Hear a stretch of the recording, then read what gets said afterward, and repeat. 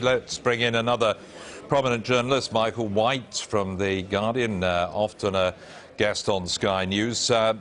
Michael, it's certainly The Guardian has been chasing this story, has been investigating it for months, if not years now. In a way, the fruition of another form of investigative journalism has helped to bring this about. How do you feel about it, though, seeing at the end of it a great old newspaper going down? Well, I sympathise with a lot of what Roger Alton said, and certainly with my colleagues here at the Press Gallery in Westminster, where I work. We all work together, and nobody likes to see a newspaper go down.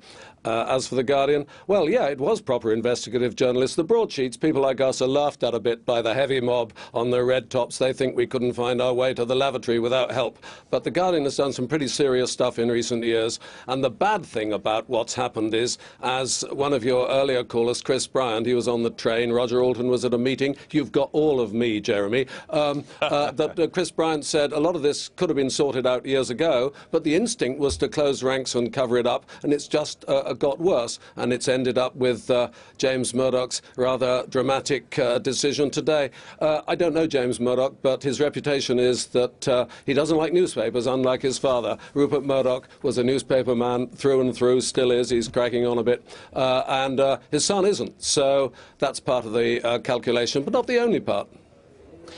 I will just burden you with the news here that from Sky sources that Rebekah Brooks, who's in overall charge of the newspapers in the News Corps world in Britain, was in tears as she told News the World staff of the decision. Rebekah Brooks, seen there in the days when she was editing the paper, in tears this afternoon as she told News the World staff of the decision to close it down after this Sunday's edition, with the loss of certainly a couple of hundred journalist jobs and many others behind the scenes who put the paper together.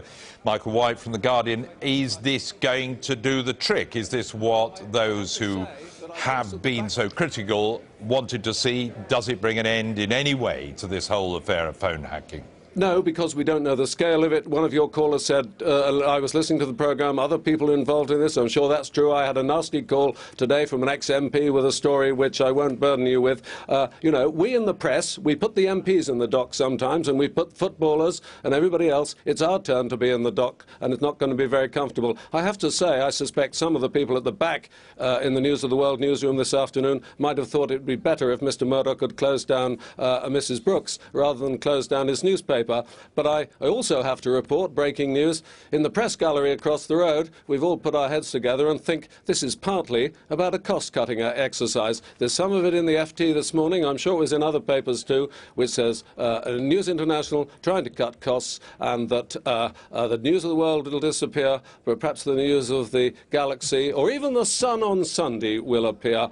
You can't have a Sunday Sun because, as your Geordie readers know, the Sunday Sun is a lively Sunday newspaper published in Newcastle, has been for many years. But I don't think this is the full story. I don't think Mr. Murdoch, dare I say it, is being frank with us entirely, not for the first time this year. What about Mr. Murdoch Sr., Rupert Murdoch, who's been behind this group for many, many years now and has certainly been vilified as the grand figure in all this over recent weeks?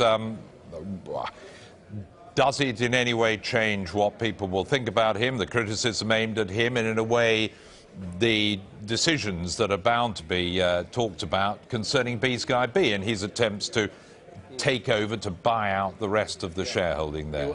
Well, B-Sky-B, which includes, of course, Sky News we're on now, was part of Murdoch's creative genius. He's a brilliant businessman, and as I said a moment ago, he's also a pretty good newspaper man, has been since he was 21, 22, inherited his father's newspaper in sleepy old Adelaide, Australia. He's conquered the world. He's a very tough customer, and I guess it must be, if we're being generous, be difficult to be one of his children. And James Murdoch is trying to show here part of the family drama, a bit like those Miliband's, who's the tough guy, showing that he can take tough decisions too. As I say, I think cost-cutting, rationalisation, the News of the World brand is damaged. I'm not sure it would have been as damaged forever. People have short memories, you know, advertisers, readers, everybody. So I think people, Tommy Watson, the MP, who said it'll never sell any more copies, you know, frankly, I don't think he's right. But they've taken a decision to fold it, and I hope many of those 200 journalists get jobs elsewhere within the organisation with whatever they do. They certainly can't be in the British newspaper market without a Sunday red top, whatever you call it.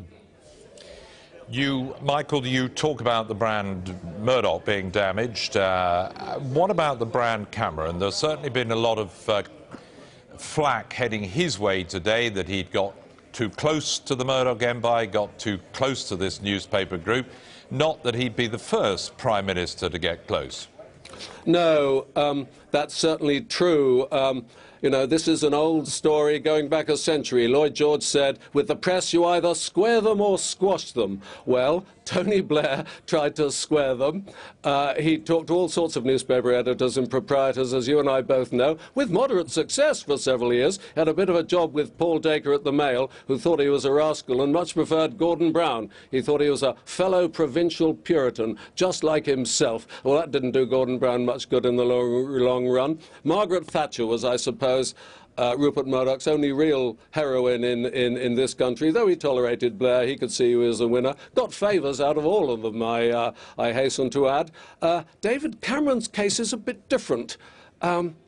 We get the impression that Mr. Murdoch doesn't take to old Etonians. You know what he thinks for the British establishment. He's made his view very clear. He still thinks of himself as an anti-establishment figure, though he is one of the 100 most powerful people in the world on most opinion polls.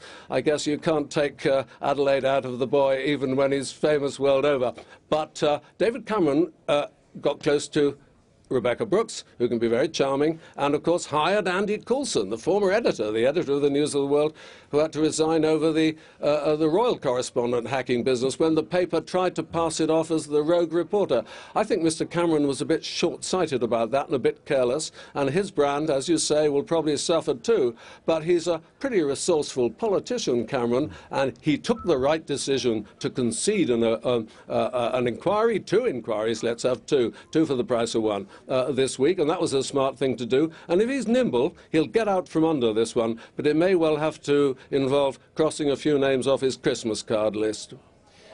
And on that very point, Michael, you've been in Westminster yourself for a good few years. I won't stress the point too much, but will this, do you think, once and for all change the relationship between politicians and journalists and newspaper proprietors down there at Westminster?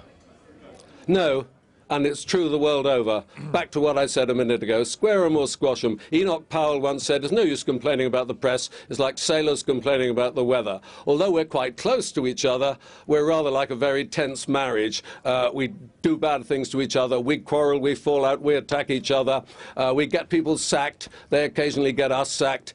It's a very fraught relationship because the politicians want to use us to sell their message and send their agenda out to the voters, and we want to send our own agenda out to the voters, and the poor old voter and the viewer and the reader has to put up with both of us, and I sometimes feel very sorry for them. We've been talking about ourselves a bit too much this week. Let's find something else to talk about as the dust settles on this drama. Thank you very much indeed. Michael White from The Guardian there.